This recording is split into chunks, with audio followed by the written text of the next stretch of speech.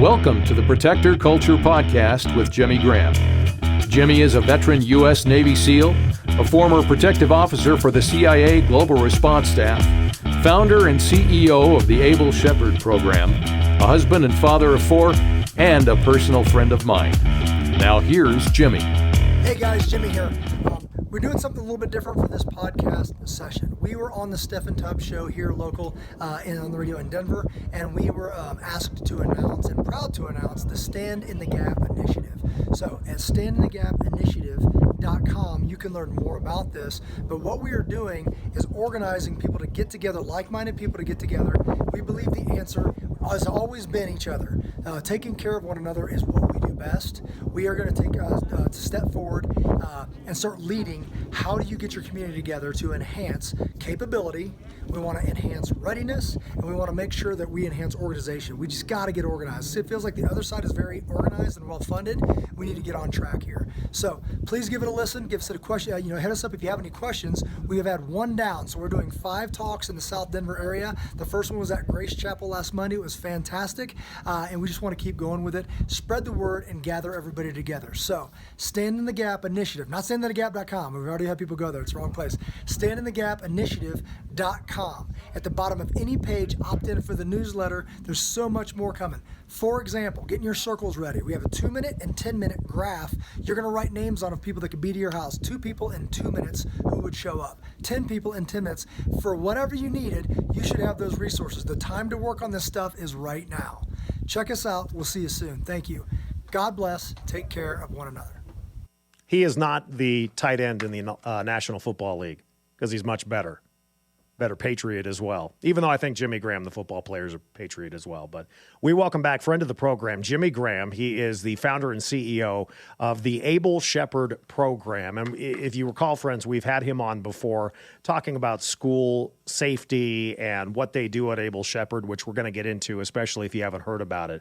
But my brother, good to have you back. You are a Patriot, and it is always terrific to have you on the show. Thank you, sir. Good to be back. Thanks for having me. You bet. Let me start with something not what you were designed to talk about, but I just want to know, you spent, 15 years as a United States Navy SEAL, and I wonder and if you don't want to go on this, just tell me shut up and we'll move on, but you're a Patriot, brother. You've worn the uniform, you have raised your right hand, you have protected this country, you swore to uphold and protect the Constitution of the United States. I haven't talked to you about this since COVID. What do you make as a proud United States veteran of what we have seen, not only in Denver, not only in Colorado, but around the country? It is, it's scary. I go to some of my mentors that are a little bit, older in years, that I talk to regularly, reminding me about the freedoms in this country. Obviously, I've taken that pledge, as you said, to defend them, and I love this country. But we give them up so easily, and they're so much harder to get back. And that's what's got my attention right now, is I feel that there's a precedent being set that's going to be very, very difficult to recover.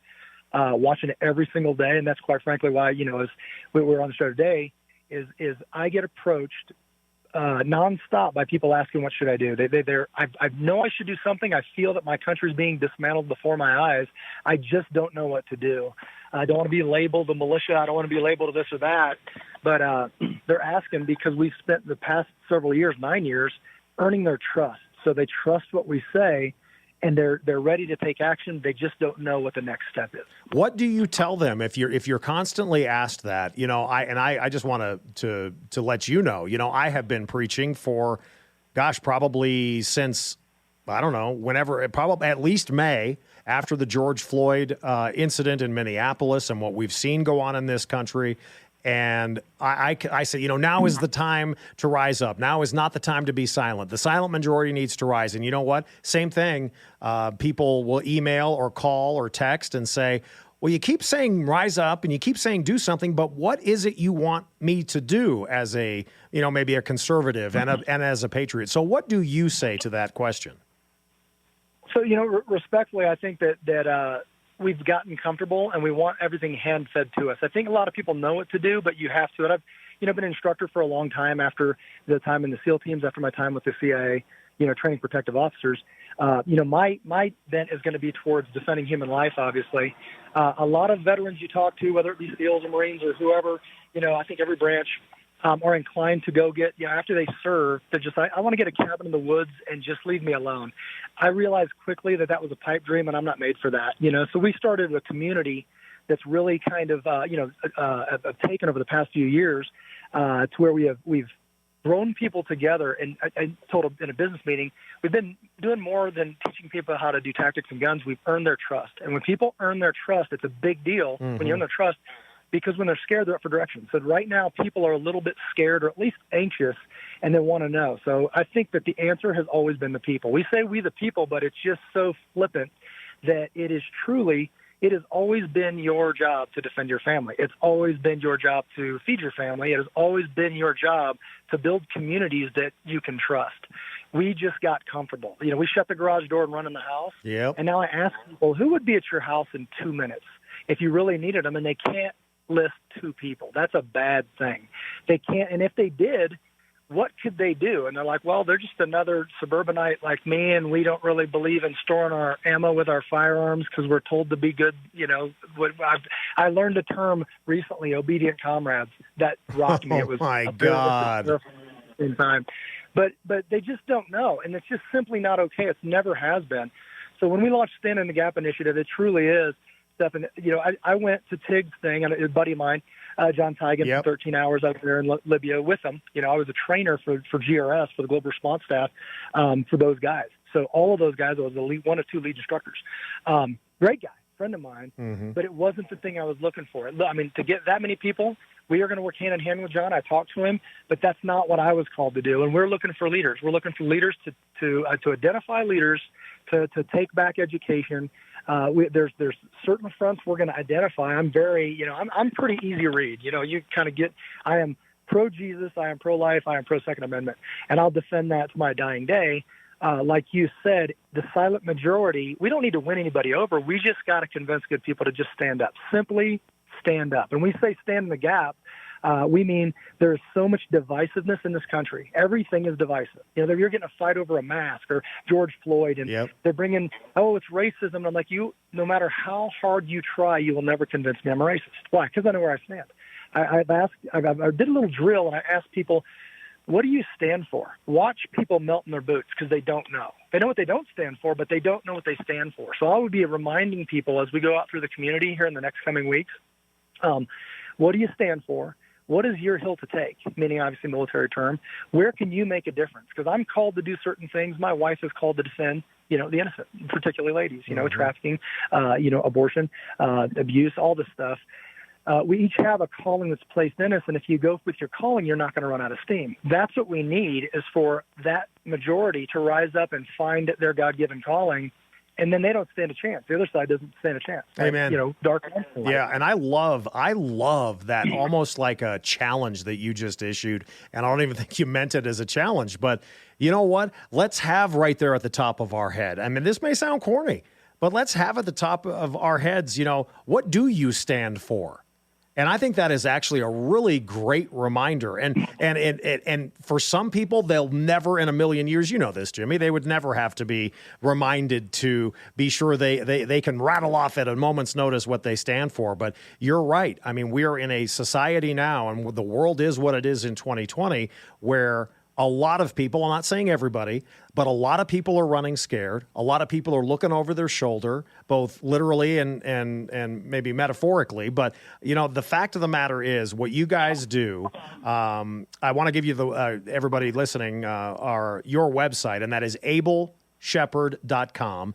ableshepherd.com. Again, our guest is Jimmy Graham, 15 years, a United States SEAL in the Navy, and he has been obviously a trainer as well, and he's one of the biggest patriots that I've had the good fortune to cross paths with. So what are you guys kind of unveiling over the next couple of weeks? And I want to also make sure to ask you about, we've talked with you about school safety and how you guys feel about that. Look, we've got a Denver public school system that has gotten rid of SROs. So kind of take that wherever you want, but I definitely want to get into the school safety aspect as well. Yeah, absolutely. So what we're basically asking is for, and if you don't mind me sharing the website No. is standinthegapinitiative.com. So standinthegapinitiative.com. Our first launch event is going to be the 24th. This is this coming Monday it's at Grace Chapel in Inglewood.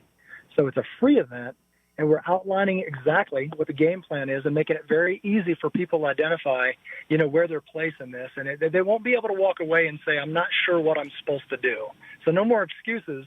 It's literally organizing people and saying, what do you stand for? We talked about that. As being a patriot, I'll get arrested and go to jail for things I believe in, but it won't be flippant because I'm also a dad, father of four, loving husband. That's a big deal. I need a community to take care of my family if that were to happen, worst case scenario, and I don't want to do it some silly thing where I won the battle, lost the war. Yep. So this has to be what I'm supposed to do. So no more excuses. It's literally organizing people and saying, what do you stand for? We talked about that. As being a patriot, I'll get arrested and go to jail for things I believe in, but it won't be flippant because I'm also a dad, father of four, loving husband.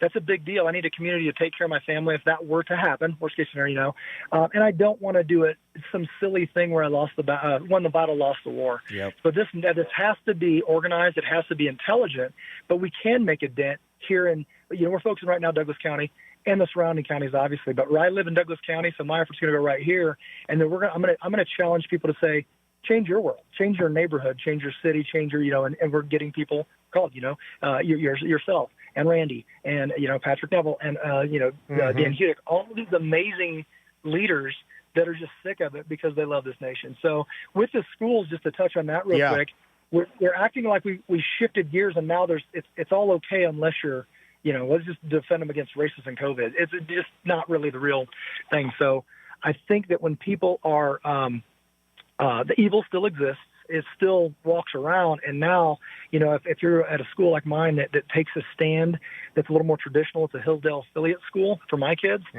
you do get a little more attention that does put a little bit of a target on your back. So I think now more than ever, that's our heartstrings. That's our future. We've got to protect our kids. For me, like I said, pro-life is a very touchy thing to me because I look at my children. It bothers me that I'm sitting in a parking lot talking to you on the phone and babies are dying. That's a big deal. If we can't get united on defending innocent youth, I'm not sure what we can get united on. So I'd love to see a little bit of forward traction going on some of these essentials and for us to get unified in the essentials before we even start tackling some of this other stuff. But some people more inclined. If you're like a superintendent of a school and you've got a game plan to make it better, I want to talk to you and I want to support you and I'll go out and raise money for you. So we want to find these leaders and we want to put a dent in this county and the surrounding counties and let the nation watch. Awesome. With the program that we do, people are like, how to just start doing it. Don't ask anybody's permission. If you feel called and led, one of the things is the foundational principles, the biblical principles that built this country. If we don't return to that, I don't know that we're just delaying the inevitable.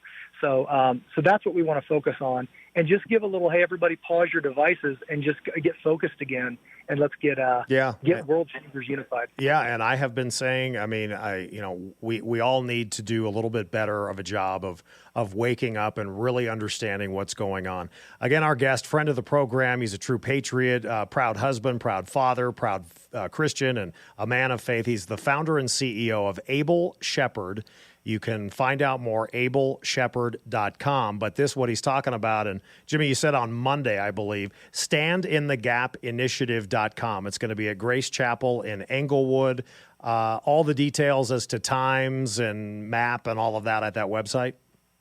Yes, sir. On the coming events, it's at 6 to 9 p.m. in Englewood, and that's on that website, all the information. More to come. Let me ask you one more question before we let you go, and then I definitely will see how, at least I know you'll be in touch at least via email, and let me know how it went on Monday, and we'll certainly continue promoting it as more events kind of come out and maybe in other locations around the metro area. But there had to be that first moment. There was the first time that you had heard that the Denver Public School Board decided to end its contract with the Denver Police Department. And again, we're talking fewer than 24 school resource officers, but They were painted as for many minorities and in the minority communities that they're scared of having these cops on campus. And so we know what happened. It wasn't even close. The contract was ended, and now it's down to this Denver Public Schools safety team, which they say can be there within 90 seconds of any problem at any school. When you first heard it, and then give me some more about what you think about it, but what were your thoughts? Immediately it was, we're throwing the baby out with the bathwater. People are they're fed up by something. My wife brought home this amazing shirt the other day, and I love it. It just says "Fear is a liar." We've heard that before. When you're scared and you're emotional, you jump to decisions, and they're usually not good. Mm-hmm. I've been to countries where they have failed police. The police have failed the community. They can take bribes. It's horrible. It's just this nasty thing where good men and women can end up on the other side of that in a heartbeat. We simply don't have that here. Do we have people that mess up? Absolutely. And I don't care if they're a cop or a SEAL or a federal agent. You should make examples of those people because they hurt the good ones. Yep. But we have so many good people. Jack Colley, Castle Rock PD, I had a good talk with him. So what do you need? And he always goes to tactics. Jimmy, we're good and we're trained well. I'm not talking about that. What do you need? Because I'm not a cop. I can say things you can't. Mm-hmm. He goes, could you please remind people that we're doing a good job? And I was like, I agree, and I will. They're doing a great job. So when you pull out, you're pretty much saying, pull the security. I want to put my kids in danger, sacrifice my children to make a political point that isn't even true. There needs to be an adult that shows up in the room and says, everybody stop. We're not doing Right. anything until we talk about this. Like when my kids get spinning, I say, hold on, everybody stop talking. You say a little truth that reels everybody back in, then everybody just reassesses, and then you move forward. That's what I see going on right now. Yeah. People are so afraid, to be like, if I don't, I'll be labeled a racist. Again, I know where I stand on that.